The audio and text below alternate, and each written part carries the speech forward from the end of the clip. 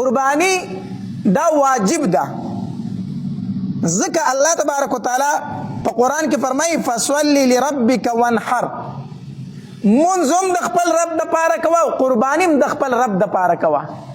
په دې آیت مبارکه کې امر دی او امر دپاره د وجوب راځي. او عبدالله بن عباس رضی الله تعالی عنهما هم د دې آیت مبارکه په تفسیر کې لیکلي دي، وایي دا آیت په باره د قربانۍ کې دی. یو دا دویم دا چې عبدالله بن عباس رضی الله تعالی عنهما روایت دی، نبی علیه الصلاة والسلام په مدینه منوره کې 12 کاله پاتې شو او په دې 12 کاله کې داسې یو کال نه دی تیر شوی چې پای کې نبی علیه السلام قرباني نه کړي. په دې 12 کاله کې مسلسل نبی علیه السلام هر کال څه کړي ده؟ قرباني کړي ده. نو د نبی علیه الصلاة والسلام همیشګیري په یو عمل باندې دا هم دلیل د وجوب دی. نو قربانی واجب ده په هر مسلمان باندې. بل روایت کې راځي نبی علیہ الصلوۃ والسلام فرمایي وی من وجد ساعة فلم يضحي فلا يحضر مصلانا. نبی علیہ الصلوۃ والسلام فرمایي د کم انسان د کم مسلمان چې د قربانی طاقت کېدو، من وجد ساعة د قربانی طاقت کېدو بیا هم د قربانی ونه کړه، نبی علیہ الصلوۃ والسلام فرمایي وای دی زمونږ عیدګاه ته نه حاضرېږي، دی په ما پسې د اختر مونځ نه کوي، دی په ما پسې نه ودرېږي چې د ده د قربانی طاقت کېږي او بیا هم قربانی نه کوي. نو دا دومره سخته رټنه چې نبی علیہ السلام فرمایي چې یو سړي د قربانی طاقت کېږي او نه کوي، په ما پسې په مانځه کې نه ودرېږي، زما مصلا ته نه راځي، دا دلیل دی په وجوب باندې. نو قربانی چې دا واجب ده. په چا باندې واجب ده او څه فضایل دي؟ نو قربانی چې دا ډیر زیات فضیلت لري، ډیر زیات لوی فضیلت لري. عبدالله ابن عباس رضی الله تعالی عنہ حدیث مبارک ته دی راوی دی، نبی علیہ الصلوۃ والسلام فرمایي وی کم انسان چې کمی پیسې د قربانی د پاره خرج کړي، په کمو پیسو باندې چې د قربانی څاروی واغستو، الله تبارک وتعالی ته دغه پیسې د ټولو هغې پیسو نه خوښې دي چې دی په نورو کارونو کې خرچه کوي. کمې پیسې چې د قربانۍ دپاره ولګېدي دغه پیسې الله ته ډېرې خوښې دي او ډېرې محبوبې دي د هغې پیسو نه چې دی په نورو کارونو کې څه کوي؟ لګوي. نو پیسې دي ایښې دي دې دپاره چې زه به پې قرباني کوم، دغه پیسې ډېرې بختورې پیسې دي، دغه مال الله تبارک وتعالی ته ډېر زیات خوښ دی.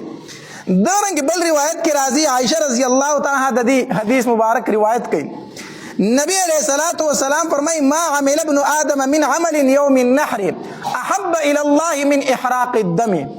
نبی علیہ الصلوۃ والسلام فرمایي وای د لوی اختر په ورځ باندې په 10 ذی الحجه باندې الله تبارک وتعالی ته په تمام عملونو کې خو عمل چې دی هغه د څاروي وینه تویول دي. په ټولو عملونو کې الله ته محبوب عمل دا دی چې انسان د څاروي څه کي؟ وینه توی کړي. او بیا نبی علیہ الصلوۃ والسلام فرمایي وانه لیاتی یوم القیامة بقرونها واشعارها وازلافها. نبی علیہ الصلوۃ والسلام فرمایي الله تبارک وتعالی به دا څاروي سره د ښکرونو، سره د ویښتو او سره د سوو الله تبارک وتعالی د نیکو په تله کې تلي. دا څاروی به الله تبارک وتعالی د په نیکو په تله کې تلي، سره د سوو، سره د ویښتو، سره د ښکرونو، یعنی هغه څیزونه چې کوم په استعمال کې نه راځي. د څاروي نه خو ویښته خلک لري کې په استعمال کې نه راځي که نه، سوی او ښکرونه خلک ورتاوي که نه ورتاوي، دا ورتاوي هغه څیزونه چې کوم په استعمال کې نه راځي دا به الله تبارک وتعالی د قرباني کوونکي د نیکو په تله کې دله تلي.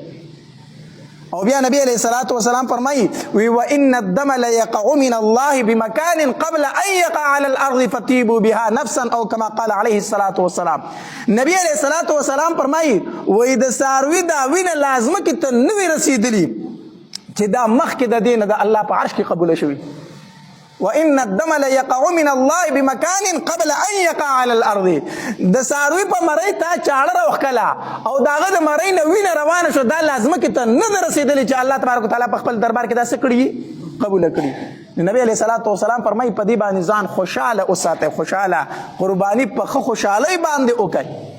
صحابه کرامو تفوس کړی د نبی علیہ الصلوۃ والسلام نه، وی د الله پاک پیغمبره ما هذه الاضاحی، دا قرباني څه شی دی؟ دا قرباني چې مونږ هر کال په سونو په زرګو په لکو څاروي حلالو دا څه شی دی؟ نبی علیه الصلاۃ والسلام ورته وفرمایل سنت ابیکم ابراهیم علیه الصلاۃ والسلام، دا ستاسو د پلار د ابراهیم علیه الصلاۃ والسلام سنت دی. هغه په خپل زبانی چاړه راکاږله، الله تبارک وتعالی د جنت نه ګډ راولېږو، هغه ګډې حلال کو. نو دغه ورځ چې راشي الله تبارک وتعالی په مونږ او تاسو باندې دغه سنت ژوندي کوي. صحابه کرامو تاسو کوي ټیک شو د الله پاک پیغمبر د ابراهیم علیه الصلاۃ والسلام خو سنت دی، خو فما لنا فيها یا رسول الله، دا الله پاک پیغمبر مونږ له پکې سشته کنيشته دی، مونږ له پکې سشته مونږ ته پیسې ملاويږي. نبی علیه الصلاۃ والسلام ورته وفرمایل وی بكل شعره حسنه، په هر وخت باندې یو نیکی ده، په هر وخت باندې څه شی دی؟ نیکی ده. د غوی په شا باندې څومره وخت ولاړ دي څوک شمارلی شي؟ نه سار کېنه د ماښامه پورې به د هغه د غوږ ویښته هم ونه شماري، هغه په غوږ چې څومره ویښته ولاړ دي که نه، سار کېنه ماښام به شو د دغه غوږ دا ویښته به ته ونه شماري. نو نبی علیه الصلاۃ والسلام ورته وفرمایل وی تاسو ته الله په هر ویښته باندې یو نیکي درکوي. بیا صحابه کرام وفرمایل د الله پاک پیغمبر په بعضې سارو باندې خو ویښته نه وي، په هغې باندې وړی ولاړی. فصوفو یا رسول الله، د الله پاک پیغمبر په کوم ساروي چې وړی ولاړه ده نو د هغې څه حکم دی؟ نبی علیه الصلاۃ والسلام وفرمایل بكل شعرة من الصوف حسنة، د وړی په دې هر خرتار باندې هم تاسو له نیکي ده. د ګډ په دې شا باندې وړی ولاړی که نه، او دې وړی ته چې ګوري په دې باندې یو پشم غونته ښکاري د ویښتو، نري نري ویښته یو پشم غونته وي، د دغې پشم په دې تارونو درلم څه ده؟ نیکی دی. د حدیث مبارک مطلب دا دی چې په قربانۍ باندې بې شمېره نیکی دی، په قربانۍ باندې څه دي؟ بې شمېره نیکی دي. ولې؟ د غوی د شا ویښته څوک شمارلی شي؟ د ګډ د شا ویښته څوک شمارلی شي؟ نشي شمارلی. مطلب دا دی چې په قربانۍ باندې الله تاسو ته دومره نیکی درکوي چې هغه تاسو نشئ شمارلی، د هغې شمېر معلوم نه دی. دومره زیاتې نیکی دي په قربانۍ باندې. او قرباني چې کېږي ښه طریقه دا ده چې په خپله ورپاسي، خپلې قربانۍ ته په خپله ودرېږي. نبی علیه الصلاۃ والسلام فاطمه رضی الله تعالی ته وفرمایل وی فاطمه بچیا راپاسه خپلې قربانۍ ته ودرېږه، خپلې قربانۍ ته ودرېږه، ځکه الله تبارک وتعالی تعالی په هر قطره د وینه باندې مغفرت ستا د ګناهونو کوي، د وینې په هر قطره باندې الله ستا ګناهونه بخي، تا ته پې مغفرت کوي. او بیا نبی علیه الصلاۃ والسلام فرمایل فاطمه دا څاروی به سره د وینو، سره د ښکرونو، سره د اډکو ستا د نیکو په تله کې تللی کېږي. او بیا ورته نبی علیه الصلاۃ والسلام فرمایل الله به درله بدله یو په اویا درکوي، یو په اویا به درله الله د دې بدله درکوي. ابو سعید رضی الله عنه فرمایل وی د الله پاک پیغمبر دا نیکۍ صرف د آل رسول صلی الله علیه وسلم دپاره دي، د اهل بیتو دپاره دي، او کنه د تمامو مسلمانانو دپاره دي. نبی علیه الصلاۃ والسلام فرمایل نه ابو سعیده دا نیکۍ یوازې د اهل بیتو دپاره دي، دا د تمامو مسلمانانو دپاره دي چې الله تبارک وتعالی د دې وینې په هر قطره باندې د ګناهونه معاف کوي. دا څاروی به الله تبارک وتعالی سره د وینو، سره د ښکرونو او د اړکو د نیکو په تله کې تلي، او الله به بدله یو په اویا باندې ورکوي. دا یوازې اهل بیتو له نه بلکې دا تمامو مسلمانانو له په قربانۍ باندې دومره زیات ثوابونه دي. نو پکار ده چې د چا طاقت کېږي چې هغه قرباني وکړي. اوس دا خبره قرباني په چا باندې واجب ده؟ قربانی په چا باندې واجب ده؟ نو قربانی په هر عاقل، بالغ، مقیم، مسلمان او آزاد باندې واجب ده. هر عاقل، بالغ، مقیم، مسلمان او آزاد باندې قربانی څه ده؟ واجب ده. په مسلمان باندې قربانی شته، په کافر باندې قربانی نشته ده. الحمدلله الله موږ مسلمانان پیدا کړي یو، الحمدلله الله موږ پیدا کړیو، مسلمانان پیدا کړیو. نو په مسلمان باندې قرباني واجب ده. یو خبره دویم نبی علیہ الصلوۃ والسلام فرمای په عاقل باندې قرباني واجب ده. نو په ماشوم باندې قرباني نه، په عاقل باندې قرباني واجب ده. نو په مجنون او په لیونی باندې قرباني نشته. لیونی دی کو مالدار دی کو غریب دی، خو چې لیونی دی نو قرباني پی نشته. دارنګه په بالغ باندې قرباني واجب ده. نو په ماشومان باندې څه نشته؟ قربانی نشته دی. په مقیم باندې قربانی واجب ده. نو په مسافر باندې قربانی نشته دی. د اختر په ورځ باندې یو سړی مسافر شو نو په ده باندې بیا څه نشته دی؟ قربانی نشته دی.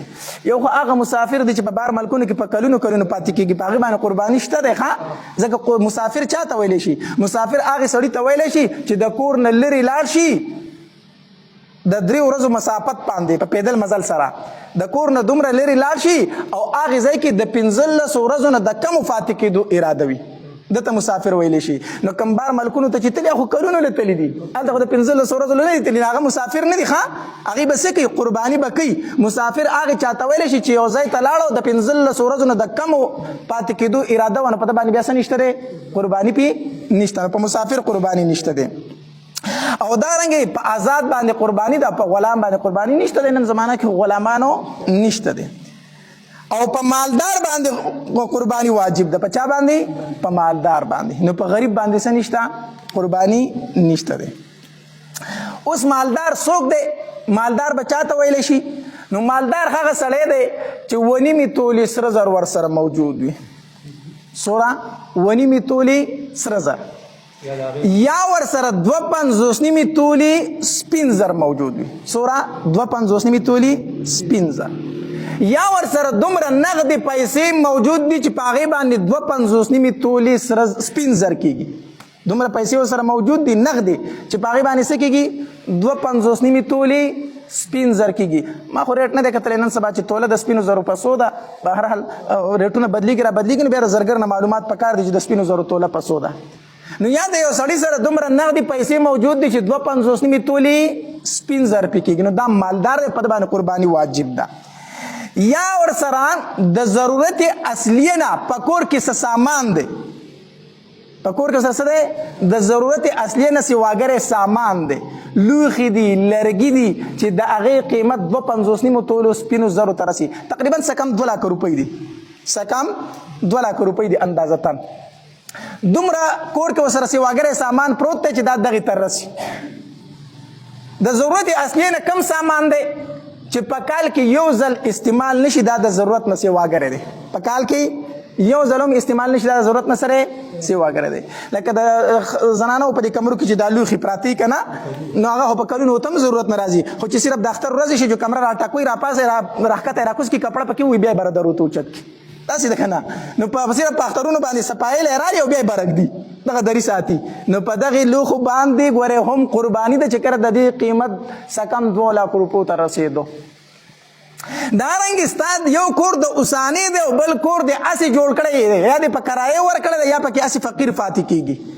نو یو کور چې دی د ضرورت نه سواګری او په دې باندې هم څه شی دی قرباني ده. کو نغدې پیسې در سره وي او که نه وي خو یو کور د خپل دی او بل کور اسې پروت دی. دا کم کور چې اسې پروت دی د دغې وجې نه په تا باندې بیا څه شی دی قرباني ده. دا خبرې کو نارینه وي او کو زنانه وي. یوه زنانه ده د هغې د کمرې سازو سامان دی اسې پروت دی په کال کې یو ځل نه استعمالېږي او د هغې قیمت څه کم 2 لک روپو ته رسي په دغې ښځه باندې په خپله قرباني ده. یا یوه ښځه د سره زر دي ورسره سونه ده ورسره نو په دغې ښځه باندې په خپله قرباني واجب ده. بعضې خلک تپوس کوي مولي صاحب زما سره خو دومره سونه ده خو قرضدار یم په ما قرباني شته که نشته دی. دا سوال د دې سړي غلط دی. دا سوال د دې سړي څه دی غلط دی. یا خو دوکه ورکوي یا دا سوال غلط دی پوهېږي پې نه. ولې ځکه دی وایي زما سره دومره سونه ده خو قرضدار یم دا سونه ستا ده دا خو د ښځې ده. نو دا سونه د ښځې ده په هغې باندې قرباني ده او ته قرضداره یې جمعه یې کوو ته چې قرضدار پیسې در سره نشته دی خو سونه خو ستا نه ده چې ته ځان د قربانۍ نه خلاصوي. دا سونه خو د ښځې ده هغه به قرباني کوي ته قرضدار یې او پیسې در سره نشته جمعه کوه چې بالکل پیسې نه لري. پوهېږئ که نه پوهېږئ. نو دی وایي دومره سونه را سره ده او قرضدار یم نو دا سونه ستا نه ده دا د ښځې ده هغه به ځان له قرباني کوي او قرضه په تا باندې ده. نو کو پیسې در سره وي جو وکړه کو نه در سره جو مه کوه. اوس پوه شوئ که پوه نه شوئ نو په تا باندې قرضه ده او سونه هم ده سونه د ښځې ده هغه به قرباني کوي. خو مسله دا ده که نه اکثر نن وخت کې چې په چا قرباني ده هغه یې نه کوي او چې په چا نشته هغه یې کوي. بس پوه شئ که پوه نه شئ. غریب خاوند د مالدارې ښځې قرباني کوي. داسې ده که نه غریب خاوند د مالدارې ښځې قرباني کوي. د خاوند سره پیسې نه وي او د ښځې سره کالې وي نو په دې خاوند قرباني نه وي او د ښځې باندې وي نو د خاوند د ښځې هغه قرباني کوي. نو غریب خاوند د مالدارې ښځې څه وکړي قرباني وکړي. هر ښه خبره د احسان دی ورسره هغه ورله هم د کور ډېر کارونه کوي نو که ته قرباني وکړئ چلو شو صحیح ده که نه. یوه خبره نو په دغې کسانو باندې قرباني څه ده واجب ده. کو نارینه دی کو زنانه دي. اوس څه زامن دي د پلار سره شریک پاتې کېږي په بار ملک دي یا دلته دي پیسې ګټي خو کور ته راوړي ټولې پیسې پلار له ورکوي ټولې پیسې چا له ورکوي پلار له ځان سره بینک بیلنس نه ساتي په جیب کې پیسې نه ساتي نو بیا قرباني صرف په پلار شته او په زامنو نشته ما پرې مسله پوه شو که نه زامن دي د پلار سره شریک پاتې کېږي خو ټولې پیسې راوړي پلار له ورکوي او په خپل جیب کې څه شی نه پرېږدي نو بیا قرباني په پلار شته او په زامنو باندې نشته دی خو داسې زامن نن سبا ډېر کم پاتې شوي دي چې ځان له بینک بیلنس نه ساتي ټولې پلار له ورکوي ښه دی چې لږې پلار له ورکوي نو ډېرې د ده په بینک کې پرتې وي نو که چېرته پلار له هم ورکوي او ځان له بینک کې هم ساتي ځان له جیب کې سیټ تکوي ته هم نو بیا په دم قرباني ده او په پلار هم څه ده قرباني ده په مسله پوه شوه که پوه نه شوی که ځان له په جیب کې بلکل نه پرېږدي ټولې پلار له ورکوي خو بیا په ده نشته دی خو ځان له هم سیټ تکوي او پلار له هم ورکوي نو بیا په دم قرباني ده او په پلار هم قرباني ده چې کله د سره څه کم 2 لک روپۍ په بینک کې پرتې دي د زوی سره ځان له مسله پوه شوه که پوه نه شوی درېیمه خبره پلار خو نشته دی خو رونه شریک پاتې کېږي رونه شریک پاتې کېږي مشر ورور ته پیسې راغونډوي یا په کور کې یو تانې مشر کړی هغه ته پیسې راغونډوي اوس د قربانۍ څه مسله ده نو چې کور کې دومره پیسې چې دوی شریکې راټولوي خو هغه دومره وي چې هر تن پې صاحب نصاب جوړېدو هر تن پې څه جوړېدو صاحب نصاب مطلب 3 رونه دي او په کور کې 6 لک روپۍ پرتې دي په کور کې 100 لک روپۍ پرتې دي 3 رونه دي او په کور کې 6 لک روپۍ پرتې دي د هر ورور 100 روپۍ رسي 2 لکه نو هر ورور صاحب نصاب دی نو 3 واړه به قرباني کوي دا نه چې مشر ورور له موږ پیسې ورکړي دي هغه به کوي موږ به نه کوو 3 واړه به قرباني کوي صحیح شو چې کور کې به پیسې پرتې دي هغه تقسیم کوي او هر ورور صاحب نصاب پې جوړېږي بیا به هر ورور څه کوي قرباني کوي او که دغه پیسې ته تقسیم کې مثال په طور په کور کې 2 لک روپۍ پرتې دي او رونه څو دي 3 دي رونه 3 دي او روپۍ څو پرتې دي 2 لکه نو چې دا 2 لکه په 3 رونو تقسیم کې نو څو راځي خو لاک هم نه راځي که نه لاک هم نه راځي نو بیا په یو ورور هم قرباني نشته بیا په یو نشته دی پوهېږې که نه یا 3 لک روپۍ دي او 3 رونه شریک دي نو چې دغه 3 لکه ته په 3 رونو تقسیم کې خو لاک ورسېدي که نه نو په لاک روپو باندې بیا څه نشته قرباني نشته نو بیا په یو تن هم قرباني نشته په دې مسله پوه شوې که نه رونه شریک پاتې کېږي پیسې راوړي او ورور ته یې جمع کوي نو هغه پیسې کو دومره وي چې ته تقسیم کې او هر ورور پې صاحب نصاب جوړېدو خو ټول به ځان له قرباني کوي او که تقسیم یې نه کړي او که په هر تن د صاحب نصاب پې نه جوړېدو چې تقسیم کړي بیا په یو تن هم نشته په دې مسله پوه شوئ یو مسله بله یاد وساتئ اوس وایي چې نه مولي صاحب موږ مشر ورور اختیارمند کړی دی هغه دې قرباني وکړي هغه دې څه وکړي یو خبره یاد وساتئ دا موږ د کور د طرفه قرباني کوو د سره طرف نه د کور د طرف نه قرباني نه ښه د کور د طرفه قرباني نه د قربانۍ دپاره به یو تن مخصوص کوئ 4 رونه دي او دا زموږ د 4 واړو د طرفه ده حصه یوه واچئ د ټولو هغه قرباني خرابه کړه د ټولو قرباني څه کړله چې ته 4 رونه یئ او په 4 تنو باندې یوه حصه نیولې ده نو دا خبره دې کوم ځای ته ورسوله دا خو تا د 2 نه ور واړولو د ټولو قرباني دې خرابه کړه یو تن به مخصوص کې دا رونه به ورته وایي چې ته قرباني وکړه او مونږ قرباني نه کوو نو دا قرباني به صرف د دغه یو ورور د طرفه د نور ورور د طرفه به ما په دې مسله پوه شوه که پوه نه شوی دا قرباني به د یو ورور د طرفه د نورو د طرفه به نه قرباني به یو تن د کور د طرفه به قرباني نه کوئ چې مونږ دا د کور د طرفه قرباني کړې ده قرباني دا صرف د خپل طرف نه واجب ده د ښځې قرباني په خاوند باندې نشته د نابالغه اولاد قرباني په پلار باندې نشته د بالغه خو په اسې نشته دی دا خو دغه د قربانۍ متعلق یو څو مسلې شوې ټایم څه دی ښه اوس څاروي به اخلی که نه څاروي به اخلی نو په کومو څارو باندې قرباني کېږي او په کومو څارو باندې قرباني نه کېږي اوله خو دا خبره یاد وساتئ بهتره دا ده چې د قربانۍ دپاره څاروی الې چې د هر قسمه غیب نه پاک وي ښکلې څاروی وي او د هر قسمه غیب نه پاک وي او په عمر باندې هم پوره وي کوشش وکړه چې داسې څاروی ځان له واخلي ښه عمر د څاروو څه دی نو ګډ او ګډه چیلې او چیلۍ د دوی عمر 1 کال دی څومره 1 کال خبره پوه شوه که پوه نه شوی غوین څاروی دی غوا او غویې سنډه او میخه د دوی عمر 2 کاله دی خو په 2 کالو کې یوه ورځ کمه وه قرباني پې نه کېږي او اوښ چې دی نو د عمر 15 کاله دی خو د 15 کالو نه یوه ورځ کمه وه نو قرباني پې نه کېږي الله دې موږ له توفیق راکړي چې د اوښ قرباني خو هم چېرته وکړو که نه پنجابیان ښه دي د اوښانو قرباني کوي ټیک شو که نه دلته د اوښ عمر څه شي له بیانو اوښ څوک حلالوي نه نو پوهېږې که نه نو دا قرباني د ګډ او د ګډې د چیلي او د چیلۍ عمر څومره یو کال د غوین ساروی غوا او میخه سنډا غوا غوی سنډا او میخه د دې عمر سوره 2 کاله او د اوخ او اوخه د دې عمر سوره 15 کاله ته دې نه چې عمر یو ورځ کم قرباني پی نه کېږي. ها په ګډ کې یو مسله یادو ساتئ دا صرف په ګډ او ګډه کې د چیلي کې نه ده ښه کو چېرته داسې ګډ و که نه چې د کال نو د کال نه عمر کم و خو د صحت نه داسې جوړ او ښکلی ساتلی شو چې د کال په ګډو کې پرېږدو نو پته یې نه لګي چې دا د کال دی او که د کال نه دی بیا په هغه باندې قرباني کېږي. خو دا خاصیت صرف د ګډ دی چې د ګډ د کال نه عمر کمی خو صحت برابر وي ښه ساتلی شوی ښه صورت دی د کال د ګډو سره ورپرېږدي پته یې نه لګي بیا په دغې ګډ باندې څه کېږي. خو دا صرف د ګډ مسله ده ګورې د چیلي او د چیلۍ نه ده عمرونه دغه دي. عمر لحاظ به کوئ غاښونه چې غاښ یې کړي او که نه دي کړي نو دا غاښ صرف علامت دی دا غاښ څه دی علامت دی. تا په کور کې ځان له څاروی ساتلی دی او تا ته پته ده چې د 2 کاله عمر دی او غاښ یې لا نه دي کړي قرباني پې کېږي. غاښ یې لا نه دي کړي خو عمر یې څومره دی 2 کاله دی نو قرباني پې کېږي.